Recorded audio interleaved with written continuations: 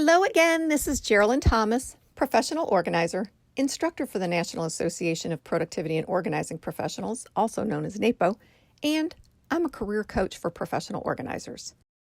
In previous videos, I've introduced you to a few of my friends, including branding, marketing, and sales. Today, I want you to meet advertising. Advertising is the one friend in our group that I am not especially close to. There's always, and I do mean always, a cost associated when doing business with her. Frankly, I don't have deep enough pockets to hang out with her, and she can be an extreme exaggerator. I just don't trust her. I have fallen for some of her shenanigans, though.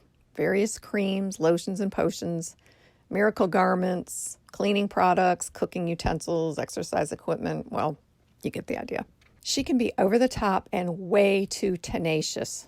Hello, junk mail. But I've got to admit, she's smart, bold, passionate, and persistent.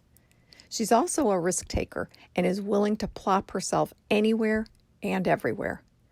I mean, advertising is on park benches, the sides of buses and taxi cabs, TV, radio, postcards that come in the mail, conference swag, website banners, event signage, airport baggage claims, t-shirts.